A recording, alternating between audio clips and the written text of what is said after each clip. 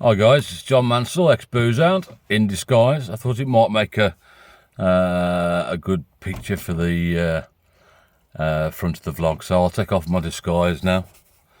It's not much of a disguise with a voice like this. I got myself a little bit wound up over the last couple of days with some of the things on the news. Not too wound up, but wound up nonetheless. And I posted something last night because I'd watched the news in the morning and it had pissed me off. I'd watched the news in the evening and it pissed me off. And then I posted, if I do a vlog tomorrow, it'll be worth watching because it will make an awful lot of other people miffed too. But I've decided on reflection that I'm not going to go with what I'd done and the preparation and the research that I'd done. So I've done some different research on a positive note, I think, this morning. So you'll have to bear with me reading a few things. It occurred to me some time back that what the social care and health system needs, and it is social care and health, and I'll repeat like I've said before, it's not health and social care, it should be social care and health, because if we can get the social care part right, then there'll be less pressure on the health service. But there's nothing equal with regard to this saying social care and health, or health and social care. Just as an example, the annual budget for the NHS in England for 23 to 24 is 160.4 billion, and in social care there was let's have a look. Social care, it was come on John, Find it. Oh yeah, 23.3 billion in 2019-2020. So quite a bit of difference. So the planned spending for the Department of Health and Social Care in England is 180.2 billion in 2022-23. Now, just to show you how things are unequal, in social care you've got 1.5 million staff. And in the NHS, you got 1.2 million staff, yet the spend is considerably larger. In social care, you have 838,530 adults received public funding for long-term social care, primary and care and nursing homes, or in their own homes. In addition, there was 231,295 episodes of short-term care provided. The staffing with the 1.5 million staffing includes approximately 865,000 care workers, 87,000 senior care workers, and 36,000 registered nurses. Most social care staff are employed by small and medium-sized private providers, of which there are 18,200 in total. There are also approximately 135,000 roles directly employed by individual users of care service. And then I didn't do the same stuff for the NHS, partly because I couldn't be bothered, and partly because it's almost impossible to find out because they mess it around Wales, Scotland, UK, Great Britain, and it makes it difficult. But one of the things that you know, that's been talked about an awful lot, and I'm avoiding all the controversial stuff, is that there's about this figure they throw out at 135,000 staff vacancies, whether that's within the NHS, whether that's in social care, whether that's in social care and the NHS, who knows. But roughly, if it's in both, I've worked it out to a figure in the past that this is about 10% down. And the analogy I've used many times is, if you imagine a football team with 11 players, if they lost 10%, roughly one player, they could still win a game, maybe a couple of games, or draw that game. But if you asked them to do that with 10 men for the whole of the season, they wouldn't do very well. So there's the sort of introduction with regard to NHS, social care, and then the wider picture of the country. I put a little bit of a joke message, just a quick question. Just how many key priorities does the government have at the moment? Because they seem to think everything's a key priority. With regard to certain things that I'm not going to mention, in order to get the pay rise that they're after, is going to be a cost of something like 19 billion. And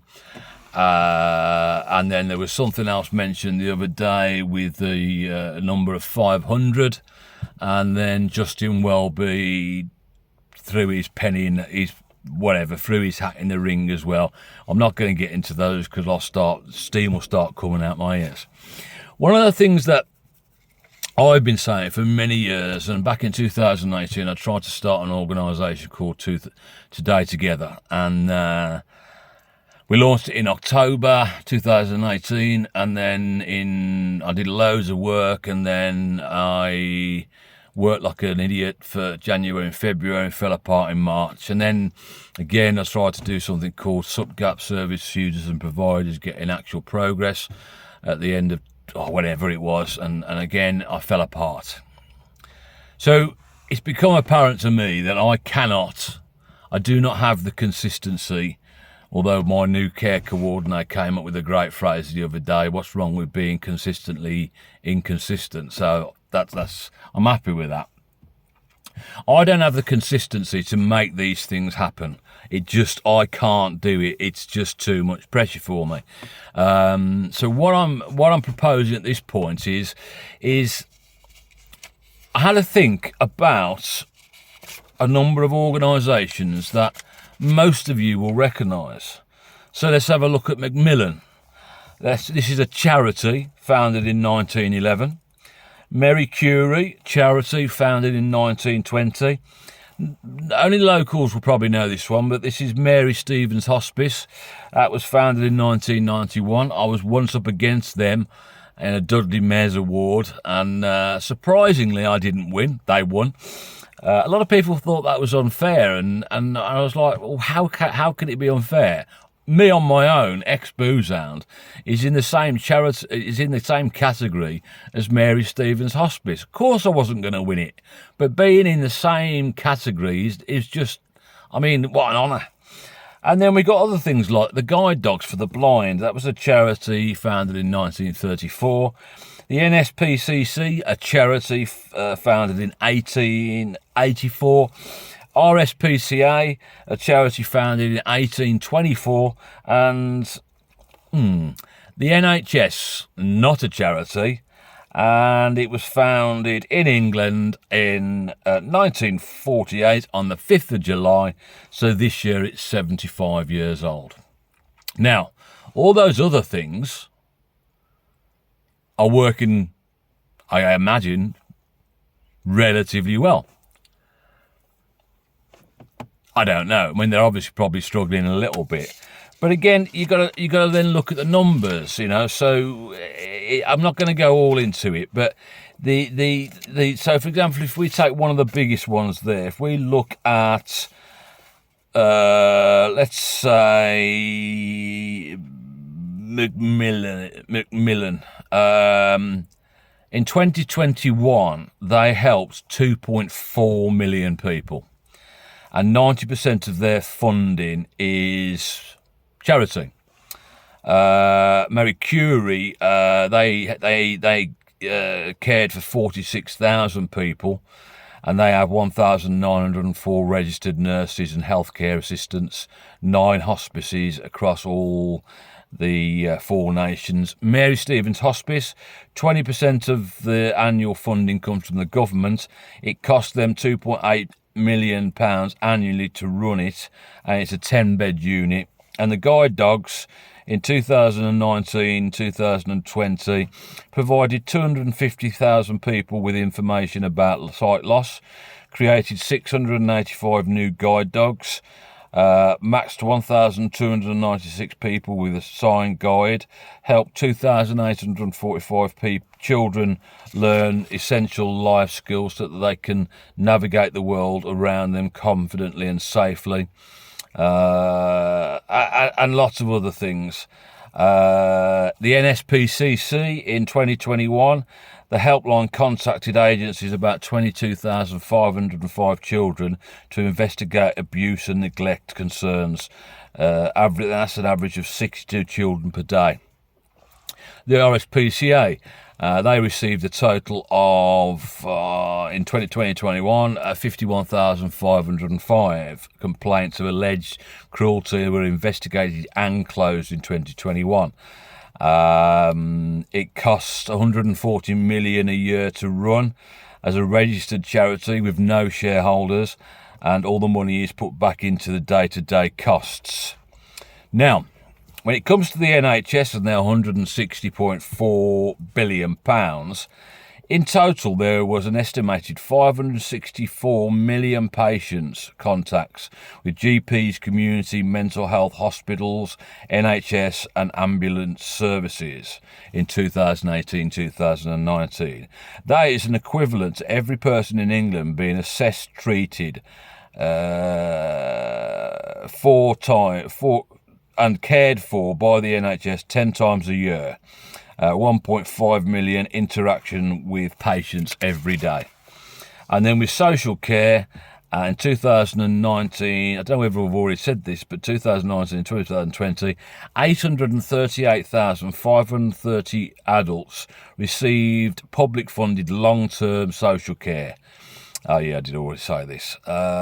So, just to sum up with that, is the numbers that we are talking about with social care and health are so vast in comparison to these amazing charities that there's just no comparison. And the amounts of money that we're talking about, 180 odd billion for social care and health, looks like something like 80% or 90% probably about of that is health, but the underspend in social care is ridiculous. It's utterly ridiculous. And you've got the NHS and all the bosses at the NHS basically blaming social care for the problems that the NHS are having at the moment. No shit, Sherlock. As I've been banging on for a long time, the investment needs to go into adult social care, and it needs to go in there now. And again, I did a vlog recently with regard to, so where is that extra funding going? A lot of the extra funding is going into these temporary staff. There was something on the news the other day of a consultant costing something like $5,000 for one shift. I know some agencies at times will charge £100 an hour for a nurse, and that doesn't include the travel to and from. £100 an hour. Now, there's no way that nurse is getting anywhere near to that £100 an hour. But again, like I said before, that's immoral. That's disgraceful. And again, the care homes and all this sort of the profits that they make is just out of this world. And again, if you look at that with regard to social care, most social care staff are employed by small and medium-sized private providers, of which are all making profits. They've got to be able to keep going forward. So, quite an introduction of 15 minutes. Now I need to sum it back up. What occurred to me a while back is we need to do something along the lines of Marie Curie, Macmillan, RSPCA, NSPCC, something along those lines for social care and health. We've got all these things going on at the moment with regard to food banks and everything. People being helped out with their fuel, their heating and stuff like that. If you want the government to pay all these different increases in wages to all these different people that are on strike. What do you want? Do you want them to pay them more money, or do you want them to help them with your heating costs and cost of living? It doesn't matter which way I vote. It doesn't matter at all. At the moment, the Conservatives are trying to deal with a situation that is unprecedented, and if and when Labour get in next time, which stands a chance, they will have to try and deal with it as well. And at the end of the day, if I wanted to buy a sandwich that costs £3.50 and I only got £1 in my pocket, I ain't going to be able to buy it, am I? So whatever happens, whoever gets into power, they are not going to have the money to do everything that needs to be done.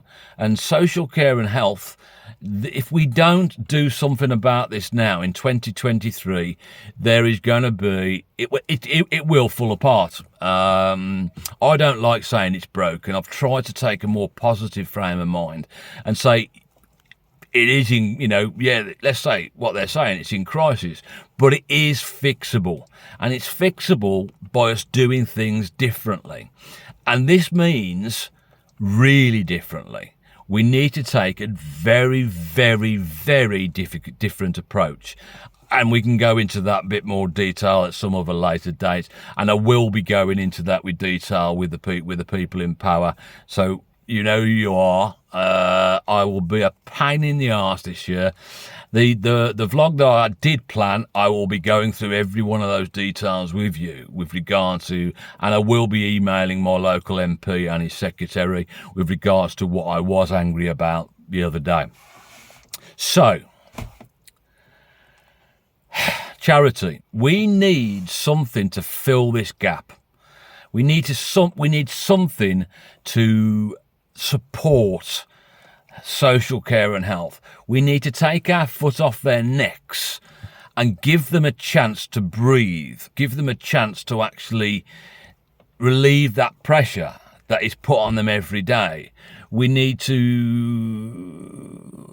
look after ourselves. I know that's ridiculous. I mean, one day during the strike that we're not mentioning, there was even suggestions that you sort of stayed in and didn't leave the house or didn't do any dangerous activities, just in case you had to call an ambulance. And that day I was going down the gym, and it was going to, for me, I could have popped something in the gym and be stuck there. They were suggesting that you can't call an ambulance out.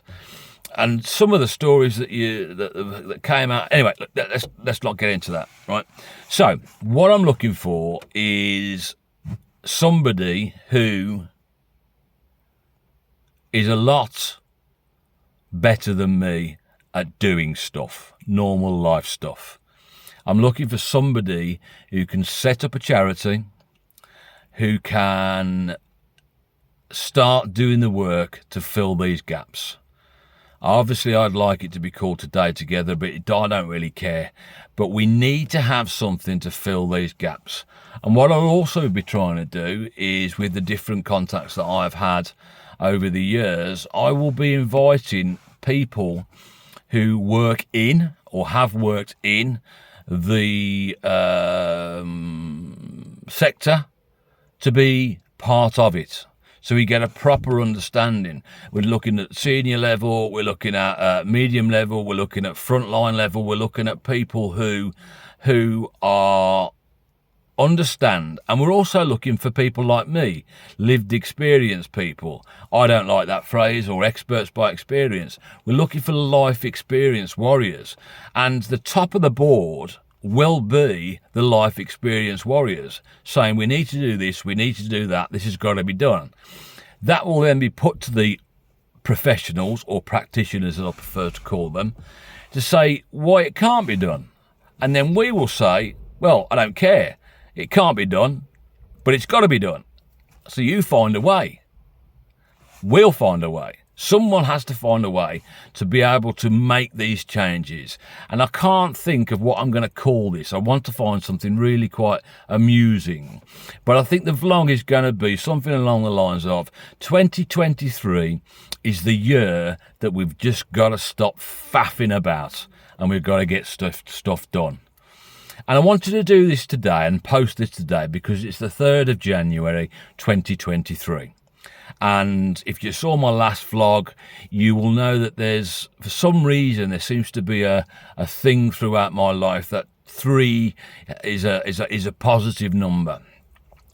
And I'm going to hold on to that this year with regard to 3. And again, if you have a charity, you have to have at least 3 board members or directors or whatever it is. But, again, look, even if we can't make this utter madness thing that I'm talking about happen, we need to make people realise that we have to change now. 2023, after 2023, that if we do not do anything, it's all over. It will be all over. We cannot go through another 12 months of working like this. It is just not doable. So we have to stop faffing about. And you guys out there who are in the positions of power, I'm going to give you a tough time this year. But you know from working with me before that I do it for the right reasons. I'm here to make you think differently. I'm here to make you understand that you've got to strap on a pair. You've got to make those changes. Yes, you've been far too risk averse in the past, and I understand why you have to be risk averse, because you're dealing with people's lives. But we've got to stop faffing about and be, we can't do that. We can't do that. We have to do it. It has to be done. Now, I've gone over 20 minutes, and I think you can see from my passion that, 2023, this is it, man. Draw a line in the sand. No matter what's happened before, what matters is what happens now and moving forward. Sorry, of course there's stuff that matters for before, because there's been people let down. But we need to draw a line in the sand and say, right, we're going to start working together and we're going to get this sorted. Because if we don't, we're never going to get that opportunity to get it back. It's got to be done in 2023. And I'm just thinking I'm going to make this last 23 minutes just so it's another 3. So in some, I don't know what to say now. You having a good day? We have no choice. Things have to change now. And I also want to include all these people who I've done stuff with. When I say work, I don't get paid, but from the commercial sector, the consultants, the people who are working as consultants now, who you used to work with in the industry, we need to get you more involved. We need to, use your financial backing to be able to make these things happen. And again, I don't know, Macmillan do so much great work. Marie Curie, RSPCA, NSPCC, dog blinds for the blind dogs. They do so much good on the Mary Stevens Hospice on a charitable basis. If they can do that, we can come together and we can do it too. And we can do it to make sure that we do make that difference and we make that change. And I'm going to shut up now before I go into 24 minutes. As always, never give up, keep fighting, enjoy the good and ride out the bad. And this year, 2023, we're going to smash it. See you later. Bye.